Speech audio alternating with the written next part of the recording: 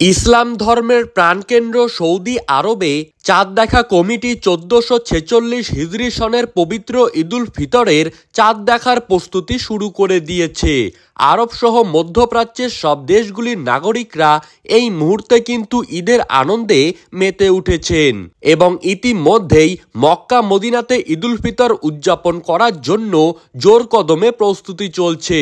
পয়লা March অর্থাৎ March মাসের 1 তারিখ থেকে সৌদি সহ মধ্যপ্রাচ্যের প্রত্যেকটি মুসলিম দেশগুলিতে রোজা শুরু হয়েছিল।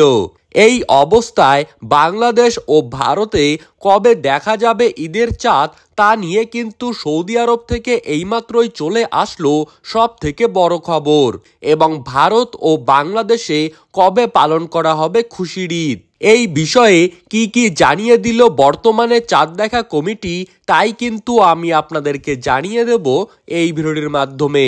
তাই ভিডিওটিকে স্কিপ না করে শেষ পর্যন্ত মনোযোগ সহকারে দেখবেন। এবং ভিডিওটি শুরু করার আগে আপনাদের সকলের কাছেই ছোট্ট একটা অনুরোধ থাকবে, বিশ্বের সমস্ত মুসলিম ভাই বোনদেরকে ঈদের শুভেচ্ছা বার্তা জানাতে হলে আপনি অবশ্যই আমাদের ভিডিওর কমেন্ট বক্সে ঈদ মোবারক লিখে জানাবেন।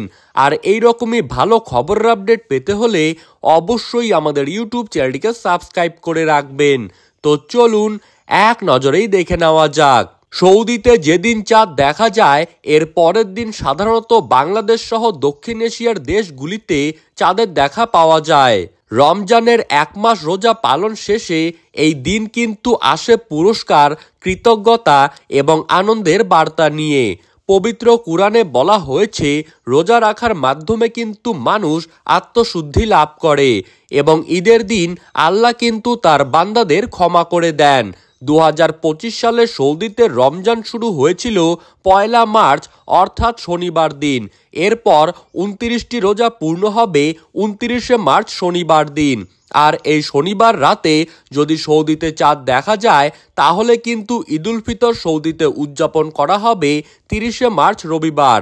আর যদি চাঁদ দেখা না যায় তাহলে কিন্তু সৌদিতে 31শে মার্চ পালন করা হবে পবিত্র ঈদুল ফিতর। একইভাবে এই বছর বাংলাদেশে 2 মার্চ থেকে শুরু হয় রমজান। এরপর বাংলাদেশে 29টি রোজা পূর্ণ হবে 30শে মার্চ রবিবার দিন। আর এই 30শে মার্চ রাতে চাঁদ দেখা যদি যায় তাহলে বাংলাদেশে কিন্তু ঈদ পালন করা হবে 31শে মার্চ। আর সেদিন চাঁদ দেখা না গেলে ঈদ কিন্তু পালন করা হবে এরপর দিন অর্থাৎ পয়লা এপ্রিলে। তো সুপ্রিয় দর্শক, এই ছিল আজকের গুরুত্বপূর্ণ আপডেট। আপনাদের ভিডিওটি কেমন লাগলো তা কিন্তু কমেন্টে লিখে জানাবেন। আর ভিডিওটি ভালো লাগলে অবশ্যই আমাদের ইউটিউব চ্যানেলটিকে সাবস্ক্রাইব করবেন। ধন্যবাদ।